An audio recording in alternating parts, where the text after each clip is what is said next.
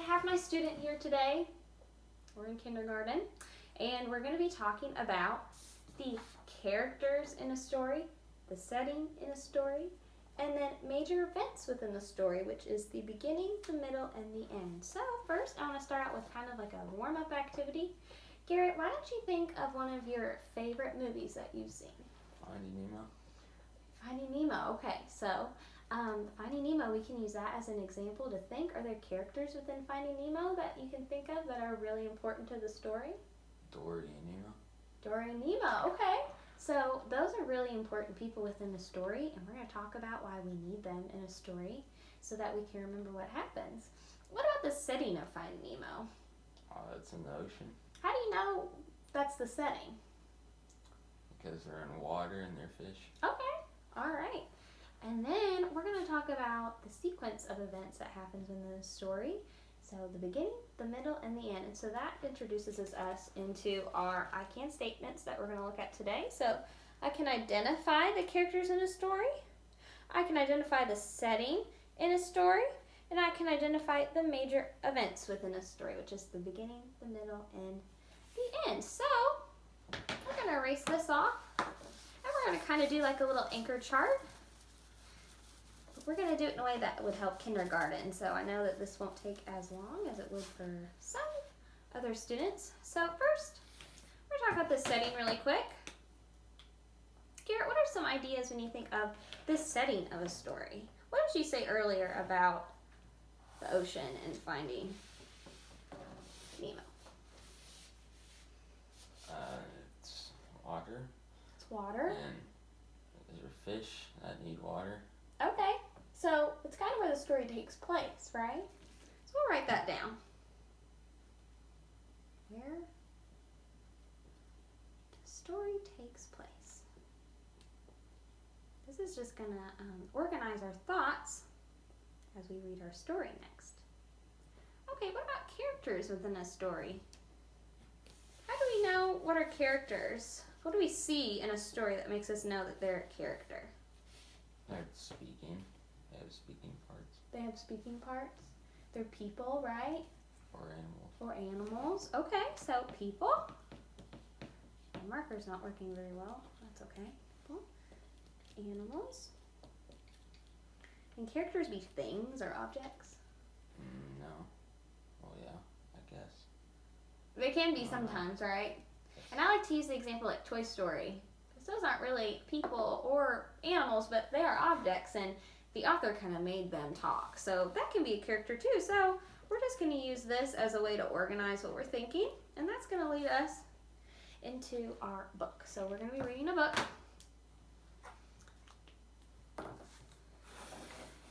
And this book is called Princess Chamomile Gets Her Way.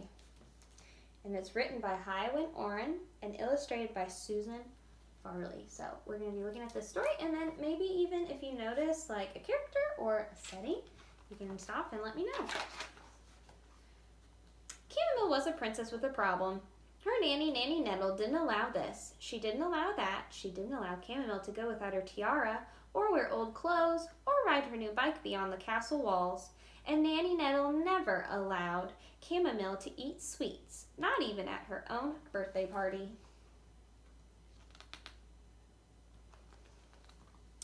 One morning, Princess Chamomile woke up early and said, "Enough is enough! I'm tired of not being allowed." She pulled on some old shorts and a t-shirt. She crept past Nanny Nettle's room, and she ran behind the gardener's back and got out her bike. Then she opened the secret door in the castle wall and pedaled out into the big wide world. "Now," she said, "all I need is a candy store." And as soon as she turned a corner, there it was, Bag's Eye, the bad cat's candy store. Inside, Bag's Eye was stroking his greasy whiskers over his greasy newspaper and wondering, not for the first time, how bad a bad cat could be.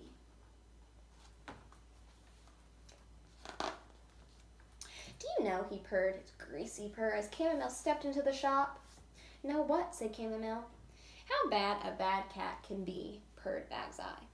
"If you want to be bad, eat a lot of these," said Chamomile, pointing at all the sweets. "They're not allowed." Oh, but they are allowed. As many as you like if you can pay for them, purred Bag's Eye. Here's a bag. Thank you, said Chamomile, taking the bag. But I can't pay for anything. I'm a princess, you know, and I'm never allowed to handle money. A princess? Bag's Eye's greasy purr grew even greasier. In that case, my dear, here's another bag. And with a well-practiced swirl, he threw the sack over Chamomile, pulled the drawstring, swung her over the shoulder, and bundled her upstairs.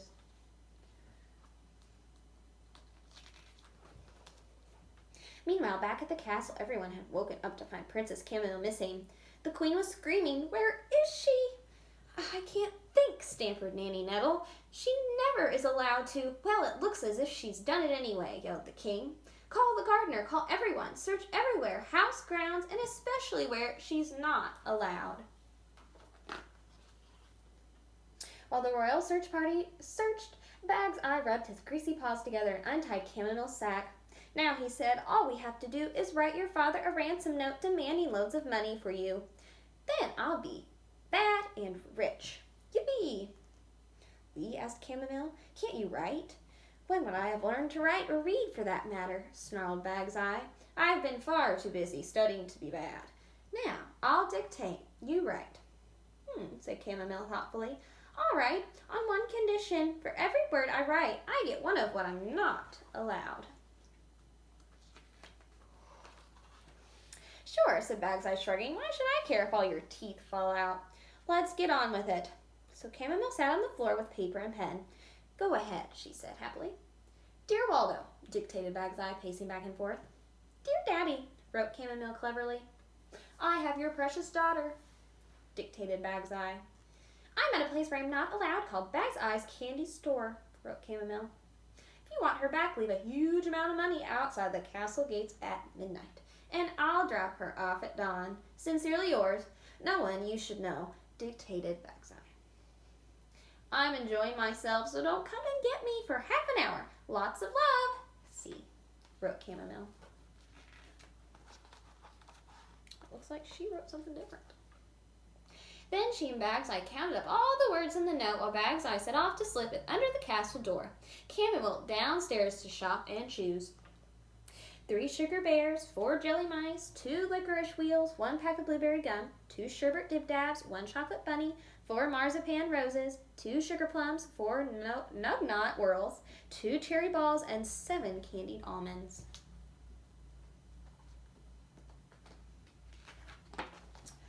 And by the time the king had received the note and roared for the king, who roared for Nanny Nettle, who roared for the gardener, who roared for the chauffeur, and they all rode down the road, nearly running over Bag's Eye.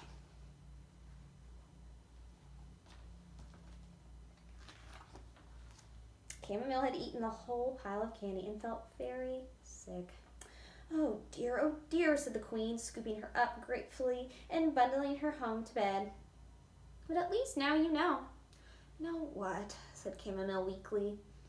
"The candy makes you sick, little madam," said Nanny Nettle, "and that's why I never allow it." "Oh, you're wrong," cried Chamomile, throwing back the covers and jumping out of bed. "It wasn't the candy, it was too much candy, eaten all at once because I was so excited about having what I'm not allowed. That's what made me sick, and that's why I rode my bike where I wasn't allowed. And I got bagged by that bad cat Bag's Eye." "Bagged?" gasped the king and queen. "Yes," said Chamomile. "He was going to send you a ransom note, but he couldn't write, so I wrote it. And that's how I told you where I was." "Oh my goodness," gasped Nanny Nettle. "What are we going to do with her?" "I know," said the king. "We're going to give her a little of what she's not allowed."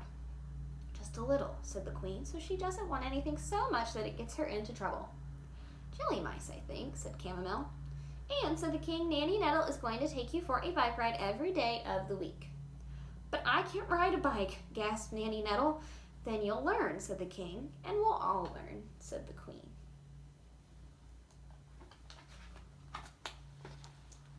So they all learned to ride a bike, and keeping a careful eye out for the bad cat, Bag's Eye, every day someone took Chamomile for a ride on the wild side of the castle walls. Every week, Nanny Nettle ordered a few sweets to be delivered from Bull's Eye, the good cat's candy store in town. And every week, Chamomile counted them out.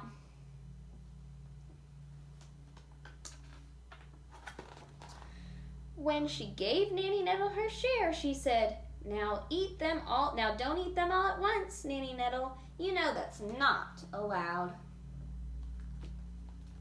The end. Okay, so now we're going to focus on the setting, the characters, and the process in which the story takes place. So the beginning, the middle, and the end. So what kind of setting was in the story, Garrett? Do you remember what setting was in the story? Where did it take place? A castle. Castle? And Okay. candy store. Castle and the candy store. Good job. So we're going to keep that in our brains. Now we're going to move on to characters. Were there any characters in the story that you kind of noticed? Chamomile, the mouse, Okay. and the nanny, Okay. All right. Are there anybody else, or is that it? and Bad Cat. Bad cat. Okay. Yeah. So characters are really important. Do you know why they're so important? What makes them so important in a story? They're the main part of the story, and they have speaking roles. Have speaking roles? Okay, yeah. There's a lot of lines that go between them. If there weren't characters, there wouldn't be a story, would there? And then, what do you know that makes the setting so important?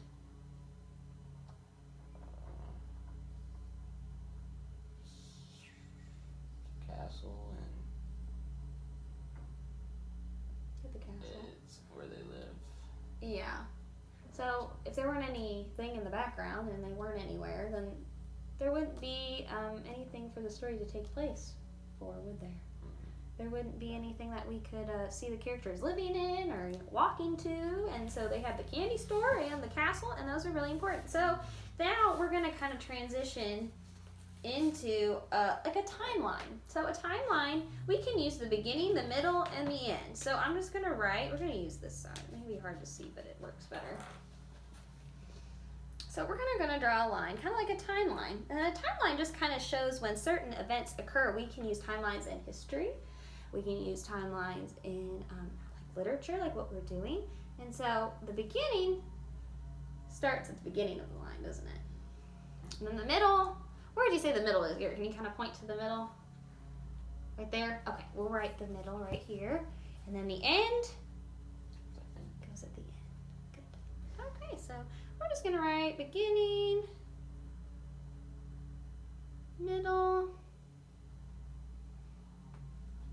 and the end. It's kind of hard to write. Okay, so Garrett, can you think back to the story? What happens at the beginning?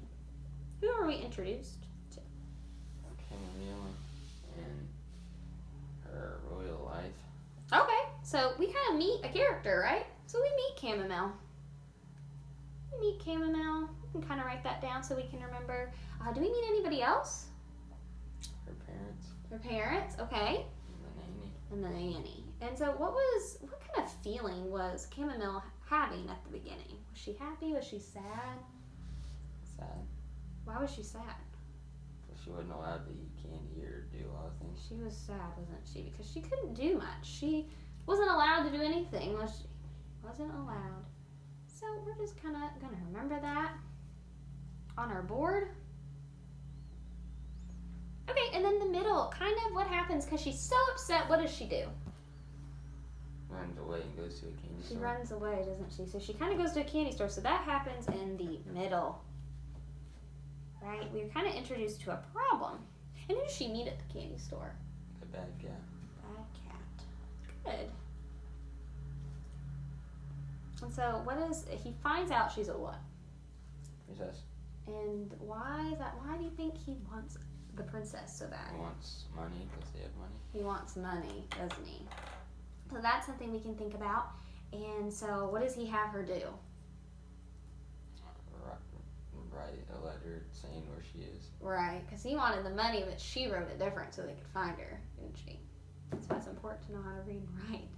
And so then we kind of meet her parents, and they're scared, aren't they? They're really scared. And so what do? They Go and find her. Yeah, and they.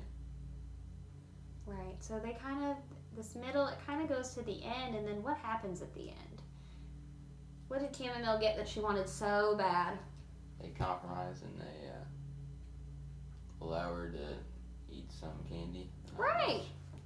They allowed her to have candy, didn't they? So that's how it ended. So we're going to kind of use these as a way to remember what we've talked about, and we're going to do an activity with our timeline. And so I have these task cards here that I'm going to have Garrett help me put these places on the timeline of where the characters are, and then some of these are kind of mixed up.